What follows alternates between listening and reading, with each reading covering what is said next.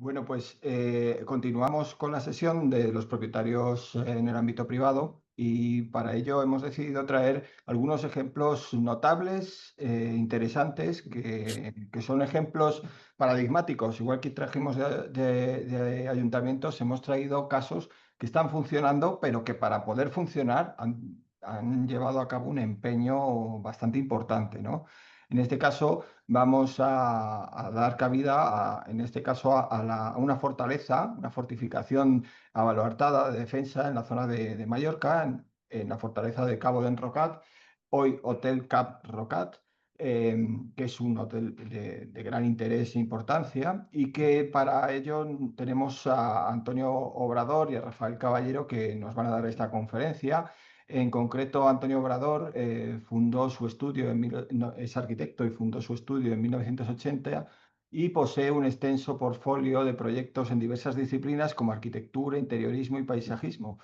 En el ámbito de la arquitectura, Antonio Obrador ha recibido numerosos reconocimientos por distintas intervenciones. Es de destacar que la rehabilitación de la fortaleza del Cabo de Rocat ha recibido reconocimientos de distintas entidades nacionales e internacionales, como Hispalia Nostra, Fortress Study Group, Sociedad Británica de Estudios de Castillos y Fortalezas, que fue fundada en 1975 en el Pembroke College de Oxford, y el prestigioso Premio de la Unión Europea de Patrimonio Cultural de 2017, Premio Europa Nostra, con la máxima recompensa y garantía de que la rehabilitación fue totalmente respetuosa con la esencia arquitectónica de la fortaleza y su entorno ambiental. Y por otro lado, Rafael Caballero, arquitecto e ingeniero, colaborador en la restauración de diversos proyectos de arquitectura patrimonial desde 2018 y arquitecto responsable del proyecto del Hotel Caprocat en la actualidad. Muchas gracias por vuestro tiempo y estamos a vuestra disposición. Buenas tardes. Buenas tardes. Gracias. Hola. Hola, hola, Miguel Ángel. Hola, hola, se ha ¿Qué tal, cortado un Miguel poco. Ángel? ¿Nos ves bien? ¿Estamos bien en pantalla? Sí, estáis en pantalla, se os ve. Perfecto. Quizás se Perfecto. os oye un poco bajo, pero bien. Buenas tardes. Yo soy Antonio Obrador, como tú muy bien mencionabas antes, y mi compañero es Rafael Caballero. Mencionar también, porque si no sería injusto, que yo creé un estudio de arquitectura, paisajismo hace ya muchísimos años y diseño, hace ya muchos años, casi mejor no decir los años que hace ya, pero en el que se compone y que tenemos aquí un grupo de hay 15 diferentes arquitectos y paisajistas que son los que componemos el grupo de mi estudio. Por tanto, la labor es de todos. Evidentemente, la dirección creativa, en primer lugar por ser propietario y en segundo lugar por dirigir el despacho, sí que tal vez sea mía, pero evidentemente con la colaboración de todos los demás, fantásticos compañeros y que hemos luchado todos mucho para poder sacar adelante no solamente este proyecto, sino muchos más, ¿no? Y bueno, pues puedo hacer una pequeña introducción de quiénes somos, que ya lo hemos hecho, y a partir de ahí empezar. Yo me sumo totalmente a lo que decía hace un rato el presidente de Casas Históricas de Mallorca, Mallorca, perdón, de España, porque efectivamente la problemática, como vais a ver, exceptuando la parte que hemos desarrollado en contaros técnica y demás, lo demás, las necesidades son genéricas y son enormes, enormes, y no es un tema, es un tema solamente de casi, yo diría, para generar un debate enorme solamente con el tema de cómo debería funcionar la administración. Y digo administración nacional, no local, porque aquí otra vez pasamos con los que sufrimos el tema de las autonomías, en ese sentido es negativo, porque las órdenes deben venir desde arriba y desde un gobierno central, porque a nivel local y a nivel municipal todo se diluye. La gente ignora lo que es patrimonio, ignora lo que es un BIC, lo ignora el municipio. Si el municipio es pequeño y tiene menor posibilidades o en general peor nivel cultural, pues aún peor me lo pones. Con lo cual, las órdenes tienen que venir muy claras desde el ministerio y eso es fundamental. Pero si queréis, eso lo hablamos después. Bueno, si os parece, contamos un poco cómo tenemos estructurado la charla. Un poco, en todos los seminarios se ha recalcado mucho todas las dificultades burocráticas que tienen, sobre todo, propietarios privados. Aquí hemos querido entrelazar esa gestión burocrática con la propia gestión del caso de Caprocat, más arquitectónica, problemas constructivos, problemas burocráticos, y hemos desarrollado el proceso un poco en daros unos antecedentes de la situación de la fortaleza militar, de cómo esta fortaleza puede llegar a un propietario privado, proceso de compra, del proceso de rehabilitación, los trámites administrativos y fases complicados que hemos tenido que pasar para llegar a lo que es hoy y para llegar a lo que se pretende el día de mañana en Carrocat. Y por último, unas pequeñas propuestas que barajamos que también en muchos casos se han tratado y una conclusión. Si os parece, comenzamos. Bueno, la historia de la fortaleza, a finales del siglo XIX, cuando España pierde el imperio colonialista, pues bueno, coincidiendo con que Palma, las murallas de Palma también se destruyen por colapso, se decide que hay que mejorar la defensa de la bahía de Palma y se considera que el Cabo Enderrocar, el CAP Enderrocar, era una ubicación idónea para complementar otro espacio de defensa con los que contaba la isla.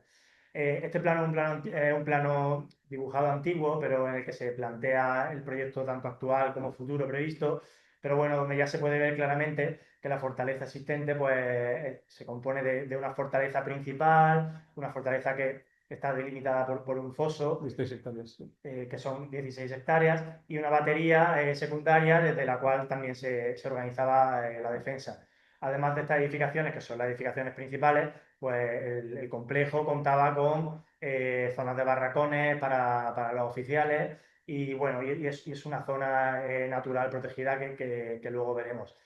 La particularidad, tanto a nivel de aquel entonces arquitectónica, como a día de hoy realmente de la edificación para hotel, es que es una edificación que es, bueno, se construye en negativo, ¿no? O sea, es una edificación que se deconstruye, que digamos que se fue excavando en la propia roca.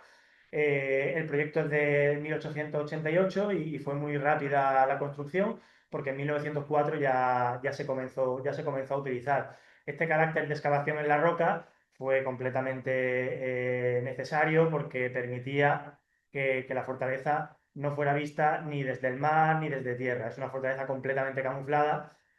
Todas las edificaciones se encontraban tapadas con el propio terreno y es parte de la magia, ¿no? de la propia fortaleza. Estuvo durante prácticamente un siglo utilizándose para los militares y el abandono total por parte del Ministerio de Defensa que se produce en 1996 con el posterior estado de abandono que comentaremos. Bueno, si ya hemos hablado, tanto aquí como en otras ponencias, de las dificultades que tienen este tipo de edificios, pues Caprocat tiene todos los tipos de protecciones posibles, ¿no? Yo quisiera hacer una postilla, Rafael, comentar que cuando los militares abandonan la fortaleza de Cabo Enderrocat y la de Alfonso XIII, que es la contigua, que está a 500 metros una de la otra, el deterioro, como dice él, era enorme, de hecho se llena de ocupas. Eso, de ocupas con temas con drogadictos, o sea, es decir, se invade de ocupas. Fue complicadísimo sacar de dentro toda la gente de ocupas que había. Pero no solamente eso, sino que encima además, como estaba abierto y expuesto al público y abierto totalmente las verzas y entradas, pues fue también motivo de expolio. Es decir, yo he visto personalmente, y lo viví en aquel entonces, y con mucho dolor, sacando camiones de gente que se dedicaba a los derribos, sacando puertas forjados de madera, ventanas, mobiliario, es decir, fue totalmente expoliado. O sea que aparte de eso, hay que tener en cuenta que también fue una fortaleza totalmente expoliada, ¿no? Bueno, como decía, todas las protecciones urbanísticas y territoriales con las que cuenta el hotel, por supuesto la protección de Vic, que luego contaremos una anécdota sobre ello cuando se comenzó con el proyecto, pero es que además se encuentra dentro de zona ANEI, que es un área natural de especial interés, que es una protección del gobierno balear, digamos, la protección medioambiental más importante, donde la mayoría de los usos están prohibidos, solo se permiten determinados usos compatibles, todo relacionado además de alguna manera con puesta en valor del patrimonio o similar. Se encuentra dentro de la Red Natura 2000, que es la red europea, que tiene las protecciones de la zona C, que es de conservación de flora y fauna, y de CEPA, de conservación de las aves. Y por último, bueno, entre otras protecciones, pero estas son las principales y más costosas, la ley de costas, que encontramos esta línea que aparece dibujada de 100 metros, que incluye algunas de las zonas de la fortificación y por tanto pues, los proyectos han tenido que ir pasando por las autorizaciones de costas. Aquí un poco veréis fotografías de cómo se encontró aquello y en línea de lo que ya comentaba Antonio, ocupación y vandalismo, residuos, muchísimos residuos, coches abandonados. Antonio podrá seguro añadir algo más. No, no, yo sí, yo lo que contaba un poco antes, efectivamente, me he adelantado, que el estado era lamentable, ¿no? Por ocupación, vandalismo, saqueo, expolio, un vertedero ilegal tremendo, aparte también, y eso aún es un tema que tenemos que solucionar, había vertidos de amita y de instrumentos militares que aún no han sido del todo limpiados, pues porque necesitamos la ayuda, lógicamente, de personal profesional. Con lo cual aún nos quedan zonas en las para limpiar, ¿no? Eso es importante.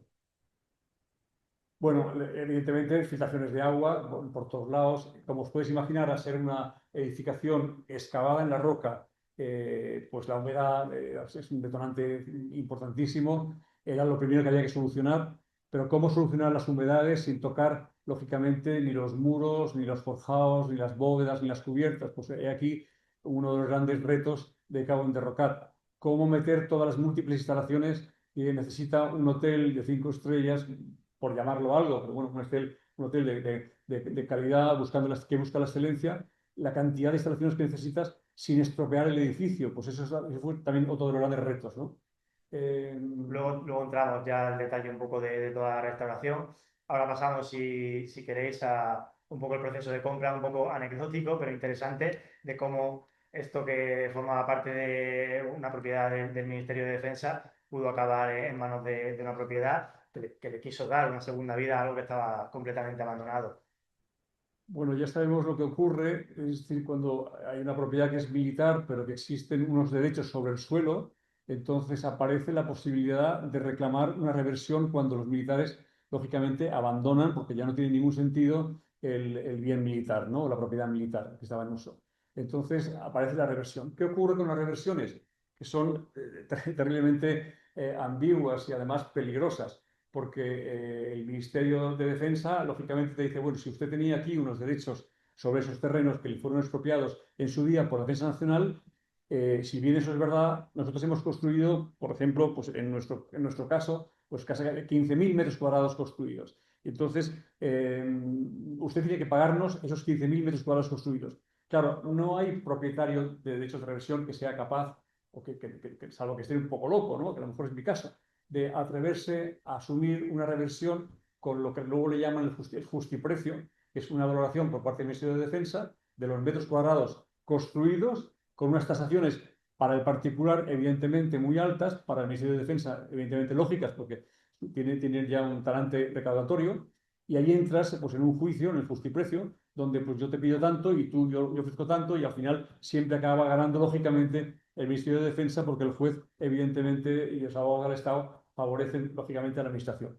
Con lo cual, el pobre desgraciado que se meta en una reversión no sabe nunca dónde va a terminar. Y eso es un poco lo que nos pasó a nosotros. Tuvimos una reversión y luego hubo que pagar además el ajuste de valor, el justiprecio de las edificaciones, que evidentemente, sin tener ninguna licencia, sin saber qué hacer con el edificio, teniendo en cuenta además con la problemática de un vacío legal de descalificación del suelo, un suelo que antes era militar, pero que de repente pasa a ser rústico no edificable, en una zona protegida que por tanto tampoco se puede edificar. ¿Cómo se puede valorar este suelo? Pues evidentemente el Ministerio de Defensa lo valoraba alto y nosotros lo valorábamos bajo. Pero bueno, ahí entraba luego también la ilusión, el entusiasmo que uno lleva dentro, y que eso también pues, es lo que te hace en la vida seguir adelante, ¿no? Muy bien, ya tenemos la reversión hecha, ya tenemos el justiprecio zanjado y te dan la propiedad, te entregan la propiedad ya es tuya. Pues ahora, ¿qué hacemos con esta propiedad? Que es un suelo rústico, con unas edificaciones que por no son ni siquiera vivienda unifamiliar de finca rústica, porque ¿qué haces tú con 16.000 metros cuadrados? Con túneles y metros y metros de túneles. Pues habrá que hacer algo. Entonces, ¿qué hacemos con esto? ¿No? Pues hacemos un museo. ¿Y con qué contenido? O sea, teniendo en cuenta las condiciones y el lugar. En definitiva, pues la solución fue intentar entrar en el sector turístico y hacer algo de gran calidad para Mallorca, en este caso, porque aquí no teníamos ni gozábamos de ningún hotel parador nacional, como existen en otros muchos sitios, castillos rehabilitados. En Mallorca no existía ninguno. Entonces me pareció interesantísimo ir por esa vertiente y elegir una actividad turística. Cuando se elige la actividad turística nos encontramos con otro problema adicional y es que al estar en una zona protegida pues estaba prohibido, salvo que fuese un BIC. Y bueno, en ese momento justo la comunidad de Balear acababa de recibir las competencias, pero no teníamos la ficha, como decía una peculiaridad Rafa antes, no aparecía la ficha por ningún lado de la catalogación, con lo cual hubo que ir a Madrid y bucear en el ministerio hasta que al final apareció evidentemente la ficha de catalogación de Carrocat, no solamente como BIC, sino también como monumento. Bueno, pues ya con esta ficha, entonces solicitamos al Gobierno Balear, a las Islas de Mallorca, el interés general para la actividad turística que se pretendía. Y a partir de allí empezamos con los proyectos y con el tema ya del proyecto y trámites, licencias y proyectos. Bueno, ahora entramos ya un poco a contar ese primer proceso de rehabilitación de lo que a día de hoy se conoce como Carrocat. Queremos citar bueno, la Carta de Venecia, que fijó en 1964 un poco los principios para conservar y restaurar y que bueno, es una manera de ejecutar la restauración universal, pero bueno, que podríamos abrir un debate, no tenemos tiempo de abrirlo en este tiempo, pero podríamos abrir un debate sobre la premisa que tiene la carta de diferenciar lo nuevo del original. Si bien es cierto que el Carrocat no es un tema tan latente, ese propio debate, bueno, es un tema que en algunos casos degenera demasiado lo que es la visión bueno, de lo que es. Si se pretendía conseguir una visión de lo que había antiguamente, en algunos casos queda desvirtuado. Sí, esto lo dice Rafael en relación a las intervenciones que se hacen por parte de los creativos, arquitectos, en los castillos, monumentos, fortalezas, pues las cuales puedes dejarte llevar por un ego desmesurado o puedes integrarte e intentar que tu actuación no tenga protagonismo ninguno, que fue la opción que evidentemente nosotros tomamos y decidimos. Es decir, que lo que se hiciese, que en caso de Carrocat fue muy poco a nivel intervencionismo, pero que lo que se hiciese quedase integrado y desapareciese en el contexto general. ¿Por qué? Bueno, tal vez es un poco una filosofía del estudio, pero nosotros creemos que en la obra contemporánea dejamos nuestra impronta y el sello del estudio, pero en cambio en las rehabilitaciones nosotros no somos autores de esta fortaleza. Esta fortaleza hay que adaptarla para adaptarla a un nuevo uso, a un nuevo cambio de actividad, pero no somos los autores de la fortaleza. Por tanto, lo que hagamos esté integrado, que se pierda y que desaparezca. Y esa fue un poco nuestra filosofía, que va un poco en contra de la Carta de Venecia y que en un momento dado, cuando recibimos el premio Europa Nostra, pues lo comentamos y evidentemente hubo mucha afirmación por parte de todo el grupo de Europa Nostra, donde la gente es consciente de que no siempre es aplicable, no siempre hay que diferenciar notoriamente lo que haces nuevo de lo que estaba antes, sino que en algunos casos todo es mucho más relativo de lo que parece, ¿no?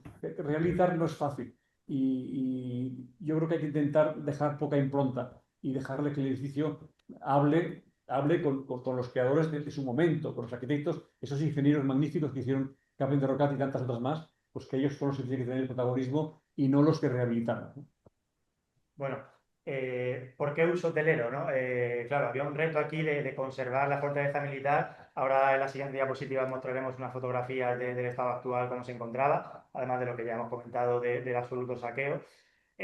Bueno, es inabordable, esta obra ha sido inabordable y lógicamente fue un reto.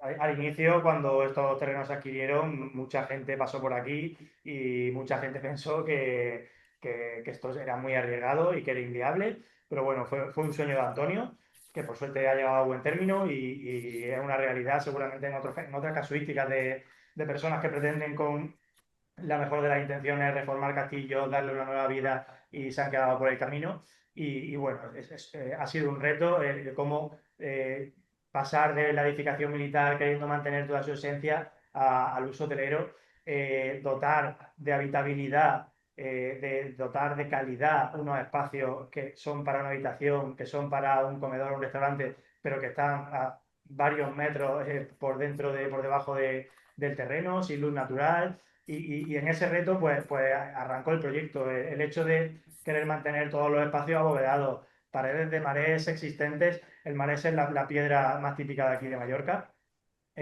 eso suponía sistemas de climatización que discurrían por conductos por debajo de los suelos, todo tipo de instalaciones que discurren por debajo de los suelos, buscando el máximo respeto a lo existente. Utilizando, bueno, técnicas y materiales, teníamos que luchar contra la humedad. Claro, las paredes son tierra, son terreno, o sea, no es una pared que a otro lado tienes aire. La lucha contra la humedad, incluyendo ventilaciones que se hacían desde arriba. Había Humedades por capilaridad también, sí. humedades por capilaridad. Hubo que quitar todas las protecciones de tierra que existían sobre las edificaciones, que precisamente tenían la capacidad de convertir en invisible la fortaleza, pero que era un problema muy grave de generación de humedad sobre las propias edificaciones. Incluso ha habido algunas estancias que durante años han tenido problemas de humedad, goteos constantes dentro de las propias estancias, espacios enormes que no se podían utilizar y que ya más recientemente hemos tenido que recurrir a empresas especializadas que utilizan una solución de combinación de resinas y que lo que hacen es encapsular las propias estancias, no eliminando el agua, pero sí impidiendo que esa humedad vaya hacia adentro y permitiéndonos pues, estancias muy grandes que han estado durante años sin poder utilizarse, pues que podamos darle de nuevo una nueva vida. Como anécdotas de la propia integración, bueno, aquí incluimos una fotografía de una mesa cuya base son las propias bases de los carros que utilizaban los militares para mover munición, para mover... Sí, esto es curioso. Bueno, no quedaba casi nada, como os contaba antes, pero lo que sí quedaba, porque pesaba mucho y no tenía ningún interés, eran esos carros de hierro con ruedas de hierro, que eran donde se transportaban las municiones de la fortaleza de Cabo Rocat a la de Alfonso XIII, que está a 500 metros bajo tierra, con unos túneles, con unos tranvías de mulas. Las mulas arrastraban varios de esos carros y así se llevaban las municiones de una fortaleza a la otra. De esos carros se quedaron unos cuantos, se pudieron reciclar y es un resto del pasado que nos complace mucho que quede ahí, ¿no? Y luego aquí veréis, nada, una tontería también, pero que me parece interesante. Encontramos una serie de balas mucho más pequeñas que estas, pero me parecía divertido y entonces las reproducimos, las dibujamos a escala, aumentamos la escala porque eran muy pequeñitas y conseguimos hacer los tiradores de las puertas. Eso es de lo pocas cosas que quedan que tienen un toque militar y que recuerdan un poco al pasado, es decir, el uso de los tiradores como balas y lo de los carros. Todo lo demás, como os contaba antes, no quedó nada, por tanto nada se pudo utilizar, pero sí nosotros reinventamos los tiradores estos y también utilizamos los carros y alguna cosa más, pero nada, en definitiva y en breve casi nada, ¿no? Bueno, aquí veis unos espacios exteriores. Esto era un lugar donde, lógicamente, excavado en la roca, donde salían las ametralladoras, era un sitio de vigilancia y lugar de ametralladoras. De esos había varios en la costa. Bueno, esa es la entrada principal, actual, ya lógicamente restaurada, con la torre de entrada. Aquí tenéis un antes y un después de cómo estaba, ya en abandono, ya sin puertas ni sin nada, y esa es un poco una imagen posterior.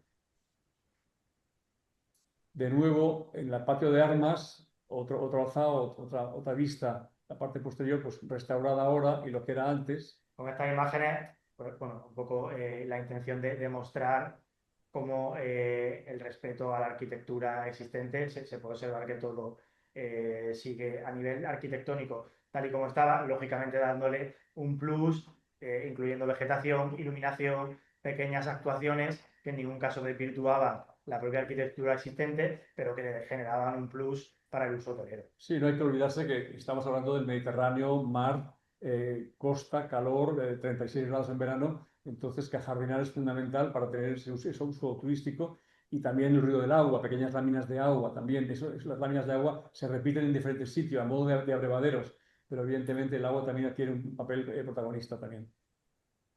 Bueno, aquí tenéis, esto era el pasillo corredor, el lugar donde ibas a las municiones, aquí dentro estaban las municiones en ambos lados de Cabo Enterrocat, de la grande, ¿no? Esto era el pasillo, aquí ya lo veis pues con árboles ya totalmente salvajado, y esto lo convertimos en el spa.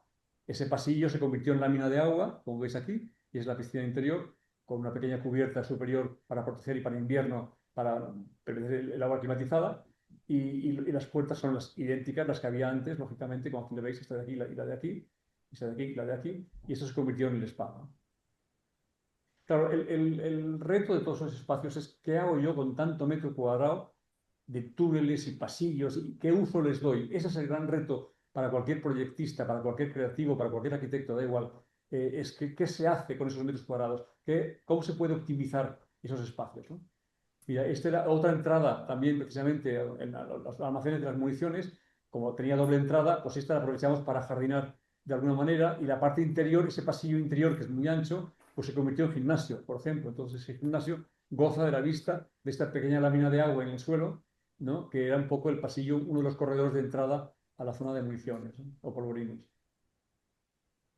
De nuevo, una de las calles, ya con todo, aquí lógicamente con diferentes intervenciones. Aquí habían cerrado unos arcos, como veis aquí y aquí, en fin, todo estaba ya muy degradado. Esto era otra de las calles abandonadas, y por aquí tenéis a la derecha lo que es ahora, ¿no? Restaurado de una forma muy sencilla, muy simple, sin actuar demasiado en los muros, dejándoles que se vea la huella del pasado. Esto también me parece muy importante, que no quede todo perfectamente pulido y restaurado, sino que se pueda observar, que el turista, que el visitante pueda observar que esto es lo que es, que no es un pueblo español hecho nuevo, ¿no?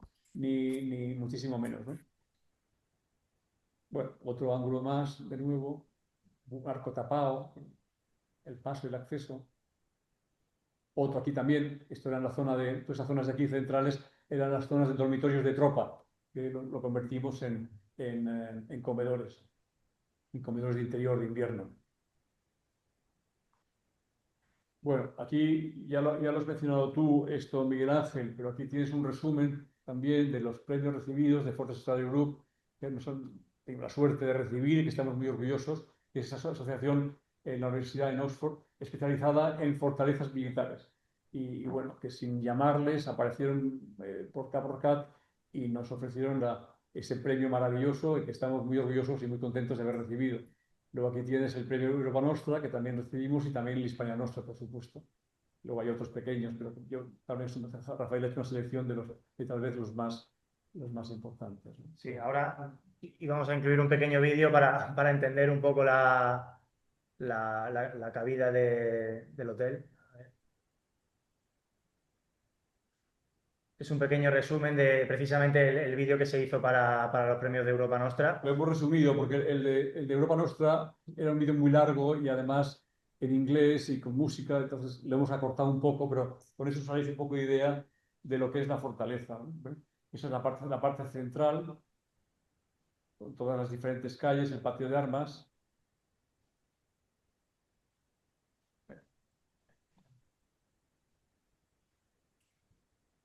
Las diferentes bajadas. Hay un foso perimetral, como podéis comprobar, que nace en el mar y muere en el mar, y que es el que protege las 6 hectáreas de la fortaleza grande, ¿no? Luego está la otra, pero la grande, que son 6 hectáreas, está protegida por un foso perimetral. De nuevo, vistas del patio de armas, convertido ahora en zona social. El único edificio sobrasante, el único era este. Este edificio se edificó sobrasante.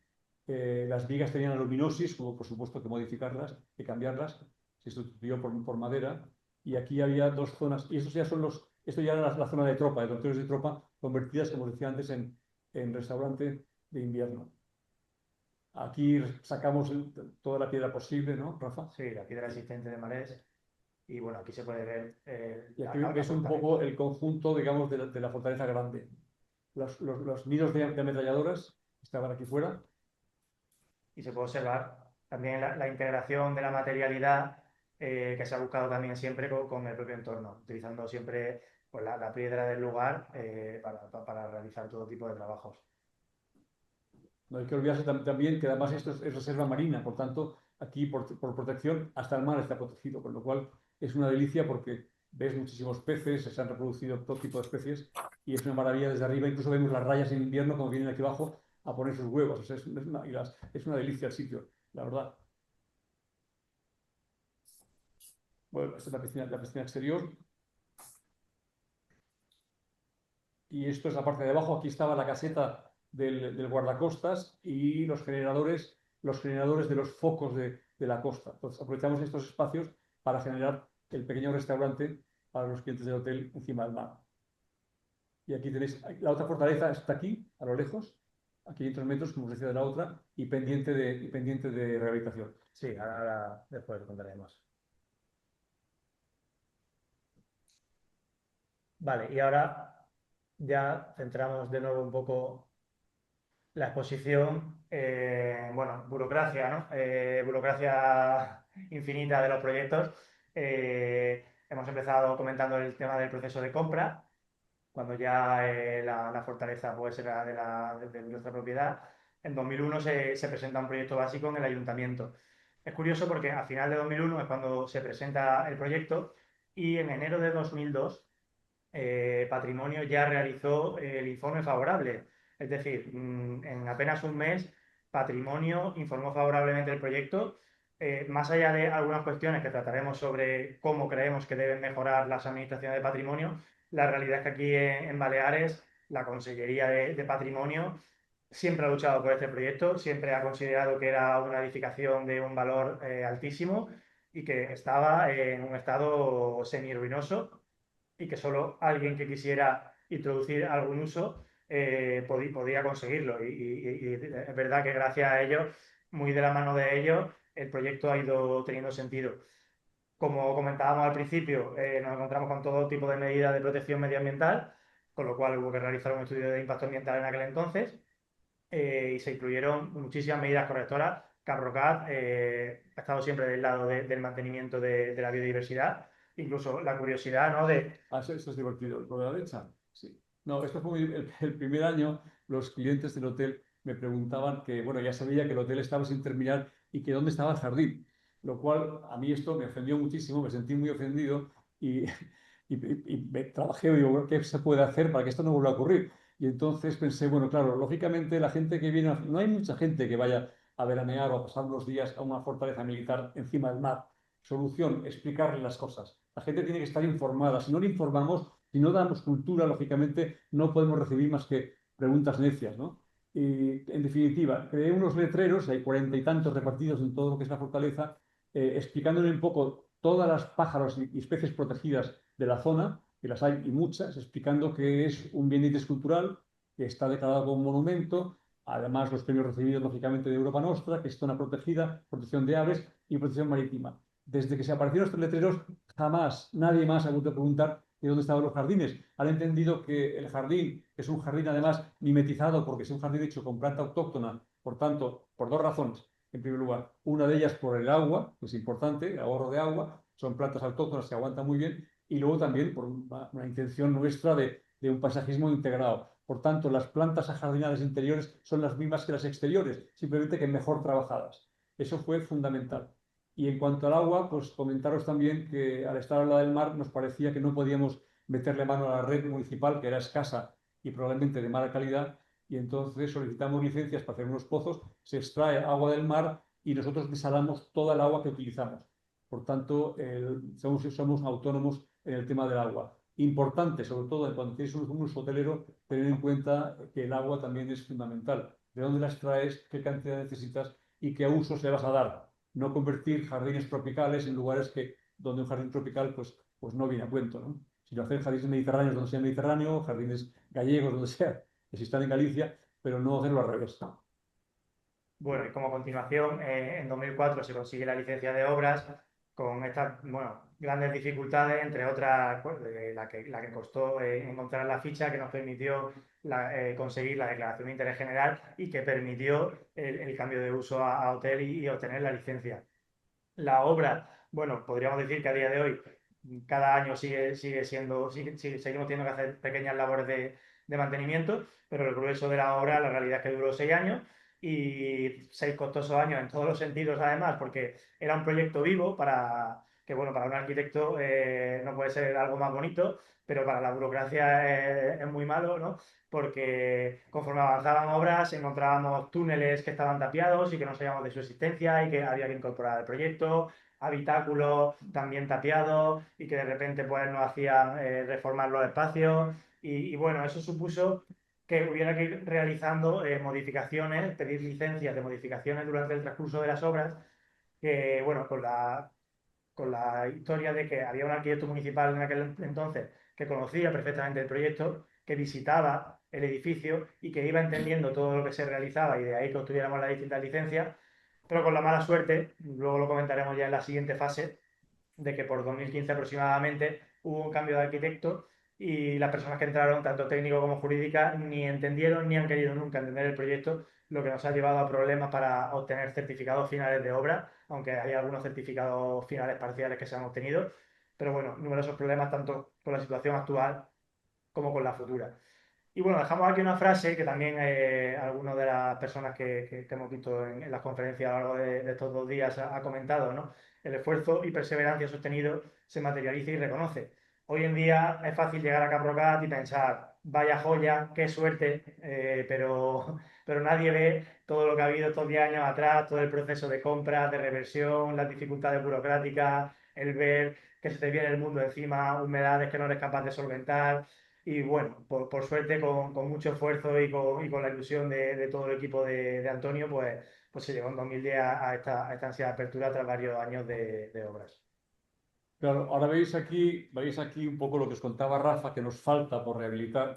Es decir, si veis aquí, creo que esta parte está totalmente rehabilitada, ¿vale? Que es la que tenemos con las licencias y permisos, pero en cambio, esta parte de aquí es la que nos falta.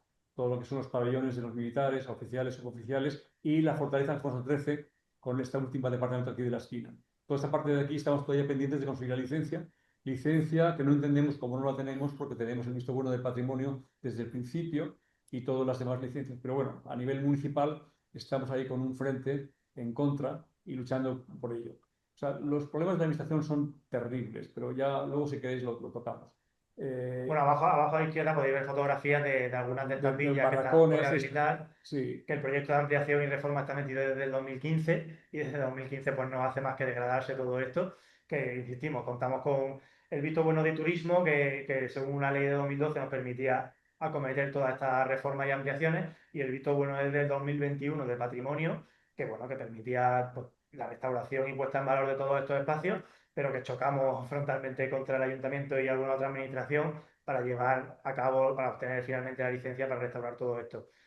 Bueno, ¿Y por qué se choca con la administración? Probablemente os preguntéis todos vosotros. Por algo muy sencillo, y es que la ley de patrimonio no está, ¿cómo diría yo? No está suficientemente explicada. Deberíamos explicar a los técnicos y a los políticos de los ayuntamientos, diferentes ayuntamientos de toda España, las cosas más claras. Es decir, la prevalencia de la ley de patrimonio, que es evidente y que está clara y que está incluida en la ley de patrimonio.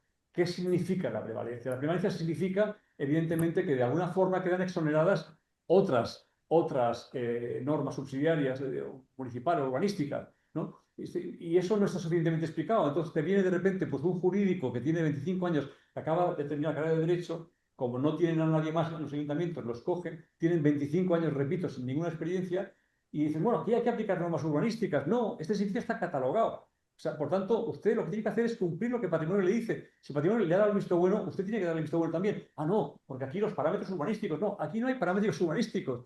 Es la ley de patrimonio. Imaginaros cualquier catedral en Mallorca, en Palma, que tenemos la catedral encima del mar. Imaginaros que tuviese que ser víctima de la ley de costas, por ejemplo, ¿no? O de leyes urbanísticas, la catedral en sí. Pues no cumpliríamos, no se podía reformar, ni tocar, ni hacer obras, ni restaurarla, nada, porque la ley de costas le afectaría al 100%. Pues eso es lo que estamos sufriendo nosotros, en nuestro caso, en Campo Enterrocat, ¿no? Es decir, un ninguneo por parte de algunas administraciones a la propia ley de patrimonio. Y eso debería venir a nivel nacional, yo diría que casi que a nivel europeo, y que no hubiese tantas dudas por parte de los jóvenes. Hoy en día, cada vez más ayuntamientos, más burócratas, pero cada vez gente menos preparada, más jóvenes. Entonces, hay que informar bien. Y la ley de patrimonio debería venir a nivel nacional, perfectamente legislada, clara, que no permita dudas. O sea, si la lees, hay cosas que la dice, pero con ambigüedad. Yo creo que esto deberíamos en este simposio que he organizado de 3 días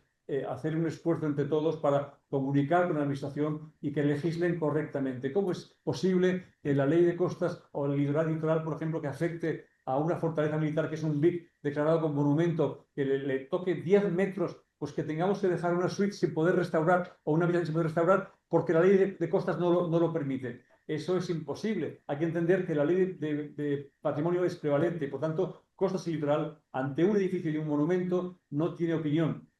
Evidentemente que no la puede tener, porque si no el edificio no se puede preservar. Y eso no está bien dicho. Eso hay que regularlo y decirlo bien, ¿no? sí. Como veis, vosotros también hemos tocado un poco en la parte de arriba el tema de los civis, que también decía Javier comentaba también todo El tipo de ponente bonificaciones que anterior. nosotros no conseguimos que se lleven a cabo. No, pero es que tuvimos en España la sección de los IBIs en los BICs, que luego, pues en la legislatura de Rajoy, se cambió y pasó a los municipios. ¿Cómo puede un alcalde de un municipio pequeño de 40 habitantes opinar si el castillo, la fortaleza o la casa histórica es merecedora o no merecedora de quitarle un IBI? Pues si tiene ganas de recaudar, no te quitará el IBI o te quitará un 5%. ¿Y por qué te quitará? Porque a nosotros, por lo menos a nivel local, que la administración te puede descontar de un 5 a un 95%. Con lo cual, si el ayuntamiento decide que te quitan nada más que un 5% de los IBIs, pues ya me contarás tú con 16.000 metros cuadrados o los que tengas, cómo lo solucionas, ¿no? Con los ICIOs, lo mismo. Nosotros hemos solicitado ICIOs al ayuntamiento de nuestro y no nos han descontado ningún ICIO, ningún IBI. Y llevamos así pues 15 años. Esto no debería estar en manos de los municipios. Debería volver a ser un acuerdo a nivel nacional donde todos los BRICS tengan ese descuento ya de facto. Y los sitios lo mismo, ¿no? Y eso es una cosa que de verdad es muy deprimente y que te quita mucho las ganas y te quita incentivos, ganas de luchar. No se puede estar en manos de pequeñas administraciones y de gente con poco criterio o criterios locales, de gente poco preparada. Eso es básicamente, yo creo que lo que más hemos sufrido en Carrocat. El impulso, la ilusión, todo esto nos ha hecho salir adelante y estamos muy contentos y queremos continuar, evidentemente. Pero yo os diría a todos los que tenéis patrimonio, a todos los que tenéis monumentos que preservar, que nos unamos todos y que pidamos que esas cosas estén reguladas a nivel nacional, para que a nivel autonómico, local, municipal, no haya la menor duda. Me explico, y nos quitemos encima meses y meses y meses de informes que no sirven para nada, que se van pasando de una administración a la otra, pero que al final nadie da el visto bueno, porque ¿y tú qué haces al final? ¿Acabas con un contencioso contra la administración? ¿Para qué? Para explicarle que la prevalencia de la ley de patrimonio pues, es obvia y clara, porque aquel jurídico de 25 o 26 años no lo entiende todavía, porque no tiene ni idea, ni se ha leído nunca la ley de patrimonio. Pues eso es una de las cosas más graves que están ocurriendo en este momento a nivel patrimonio. Yo os podría contar en cercanos nuestros, porque llevamos trabajando 40 años en el despacho, a nivel nacional y a nivel internacional, la cantidad de problemas que nos hemos encontrado por poca preparación de los funcionarios y los técnicos y jurídicos de los municipios. Pero si la ley nacional es fuerte y potente y está por encima, todo eso quedaría solucionado. Antonio Rafael, nos quedan 4 minutos y medio. Sí, vamos bien. Ya zanjamos. Vamos bien. Bueno, Antonio ha resumido los principales problemas que hemos tenido en el proyecto. Muchos problemas de esos ya se han contado en el seminario. Y bueno, a partir de ahí también resumir un poco la situación actual del Hotel Carrocat, si quieres comentarla. Sí, mira, nosotros en Carrocat, ¿qué hacemos? O sea, ¿quiénes somos los de Carrocat y qué es lo que hemos hecho? Pues creamos con Carrocat una fundación paralela al principio, en la cual les pedimos a nuestros clientes que salen contentos, lógicamente, de la fortaleza, si quieren colaborar con nosotros a nivel cultural para mejorar la isla, ¿no? Y con esto, ¿qué hemos conseguido? Pues hemos conseguido que ellos hagan, pues si cada cliente en su facturación le pone 10 euros para temas culturales para Mallorca, pues Carrocat pone otros 10. Y con esos 20 euros los metemos en una caja de fondo común para hacer proyectos. Y con esto, ¿qué hemos realizado? Pues a través de la fundación y de esas donaciones de clientes de Carrocat, pues estamos restaurando molinos en la isla. Mallorca es una isla muy rica en molinos, casi todos ellos en muy mal estado, pues estamos restaurando molinos. Hemos restaurado en el Palacio Vivot, aquí en Palma, palacio que está también con necesidad de ayudas a tope y que conocéis todos muy bien, sobre todo los de casas históricas, porque es un palacio maravilloso. Pues les hemos ayudado durante 2 años a restaurar los frescos de la tercera sala, frescos importantes. Colaboramos también en temas de agricultura de aquí local, de especies, variedades locales. No pasa nada, todavía no estoy. Restauramos también campanas en campanillas que están inactivas en este momento. Además, hemos generado un festival de música lírica 3 días consecutivos. Estamos muy contentos. Hemos tenido ya a nivel internacional las mejores críticas que se pueden obtener. Hacemos conciertos solidarios, publicaciones de algunos libros. ¿Qué vais a ir ahí? Una colección de fotografía de fotos de 1515 y 1525 que tenemos expuesta en un pequeño museo dentro de la fortaleza. Aparte de esto, colaboramos también con el Save the Met, por supuesto, que es el primer hotel declarado plástico cero, y bueno, y aquí tenemos también así, bueno, ya últimamente también hemos hecho un proyecto de absorción de carbono y hemos sido el primer hotel en España que ha realizado esto. Y seguimos trabajando. Incongruencias y cosas divertidas, pues que a mí me parece fantástico que una fortaleza militar, que un BIC sirva para hacer cosas culturales y además para ayudar a otros BICs, me parece que es muy importante. Y estamos muy orgullosos de poder colaborar con Casa Vivot, con esos frescos, de poder restaurar molinos, y creemos que eso debe ser ejemplo, vamos, una iniciativa a seguir, si es posible, lógicamente. Y una postilla más, si no os importa, y acabo ya. Con el tema de los BICs, por ejemplo, de los IBIs, te vienen los municipios y te dicen, oiga, pero usted tiene un hotel que tiene una actividad económica. Usted no tiene por qué no tiene por qué dejar de pagar los IBIs, pero el IBI se debe dar al monumento, no al negocio, porque mañana cierras el negocio y entonces ¿qué ocurre? Que tienes que pedir otra vez. El negocio a veces hay negocios que no son rentables o que simplemente cubren gastos o que como nosotros le dedicamos casi todo luego a beneficiar a Mallorca, al resto de la isla, cultura, agricultura, etcétera. Pero los IBIs se deberían de tengas actividad económica o no. Las catedrales cobran tickets y están exentas de IBIs. ¿Por qué no un monumento particular? ¿Por qué tiene que grabar tanto al particular? ¿Por qué el particular no puede dejar de pagar los IBIs porque tenga una actividad económica que a lo mejor no le basta? Tenemos un hotel de 30 habitaciones con 150 empleados. Como comprenderéis, tenemos el ratio más alto de empleados de España. Por tanto, cualquier ayuda es buena. Muchas gracias y enhorabuena por vuestra exposición, ha sido fantástico. Gracias.